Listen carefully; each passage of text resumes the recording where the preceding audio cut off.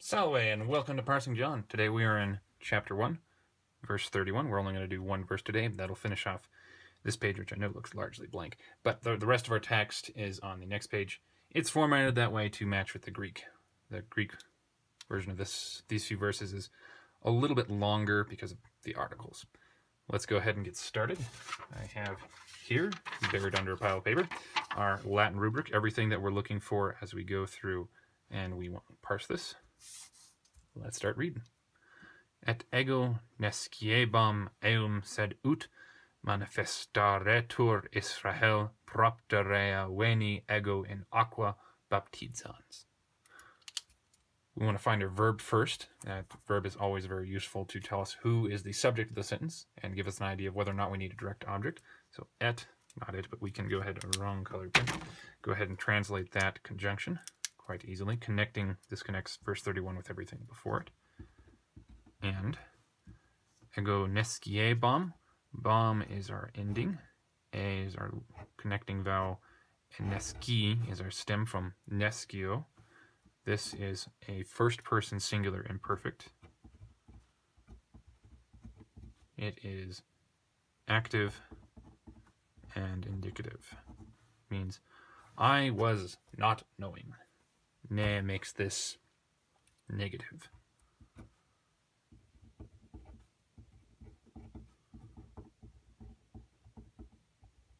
That's just the basic translation of it. Ego is, of course, nominative and singular. I. So we need a direct object here, and as we take a look ahead, we've got eum from, I have not written it down yet, is, ea, id, are pronouns. It means him, capitalized because we know it's talking about Jesus right there. Moving on, said, but, ut is normally used to introduce a subjunctive clause. It can also be used when with the indicative form of the verb just to mean how or as. So we'll need to figure out what our verb is before we actually translate ut properly. Manifestaretur. Here's our verb. Tur tells us that this is clearly passive.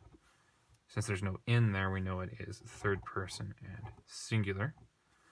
Manifestare, we've got the re from the infinitive in manifesto, manifestare. So this tells us that this is actually imperfect subjunctive. It's the imperfect and the pluperfect in Latin. To make the subjunctives out of those, you take the infinitive form of the verb in the present tense, and then of course just tack on the correct personal endings. So imperfect, passive, subjunctive. So that tells us that ut here needs to be translated as in order that.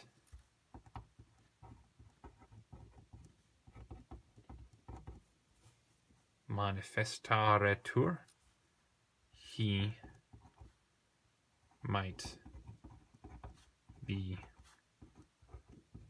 revealed, which I'm probably going to misspell. Sorry. Revealed to whom?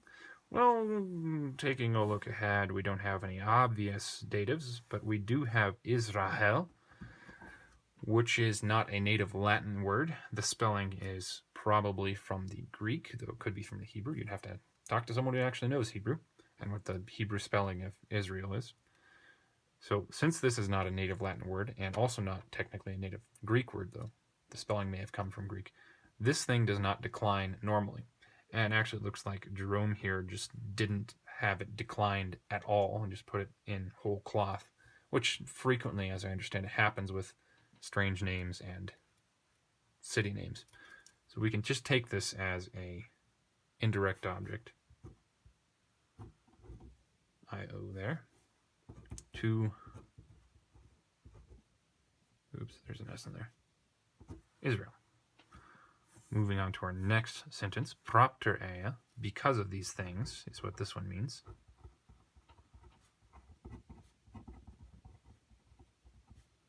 Or this, technically. Could also mean therefore.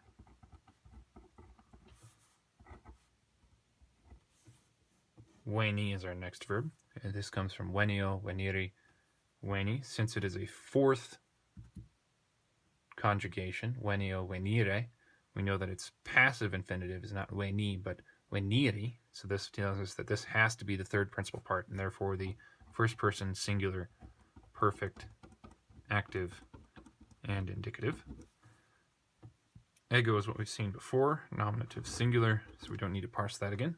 It just means I came. In aqua, it's a prepositional phrase. Baptizans doesn't have the correct ending to be part of this prepositional phrase. It's neither accusative nor ablative. Technically, it could be accusative neuter, but we don't have anything in here that is neuter for it to modify as an accusative. So prepositional phrases, just these two, plus ablative, place where, singular, and of course feminine. In water. Baptizans comes from baptizo, baptizare. We've got our ns ending here, our connecting vowel a, and then our present stem with that a as part of it. This ns tells us that it is a participle of the present tense. Nominative, modifying ego, singular, present, masculine, present, active, participle.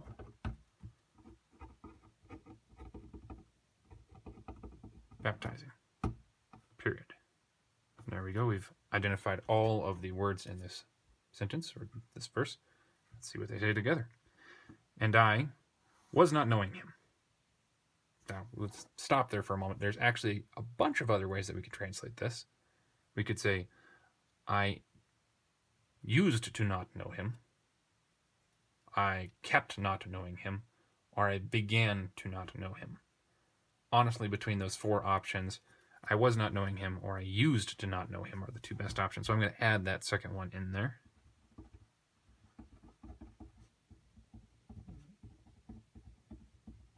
All right. And I used to not know him, but in order that he might be revealed to Israel, therefore, or because of these, I came baptizing in water. There is our verse in its solitary confinement. Let's take a look at it, 29, from the beginning of this paragraph through where we are currently. On next day, John sees Jesus coming to himself, and he says, Look, or behold, Lamb of God who takes or lifts sin of world. This one is about whom I said, after me comes, or came. We're uncertain about the tense of this verb. A man who became before me because he was before me. And I used to not know him, or I was not knowing him, but in order that he might be revealed to Israel, therefore, or because of this, I came baptizing in water. So in this part of the paragraph right here, there's actually a bunch of different sections where we're not sure which version of our translation is best. So we've got 3 versions there. I think consistently, though, we've been using, or almost consistently been using became for factus est. We're not sure which one of these is the best translation of the Greek, but they both have the same general idea, sort of. Neskie Baum here is just telling us that it is a action that was ongoing and continued and continues to this point. So maybe the first one would be better. Greek would tell us a better idea about that. Comes and came. Oh well. But there we go. There's the entire context of 29 through 31. I hope taking a look at this text has been helpful for you, and thank you for joining me. Have a good day.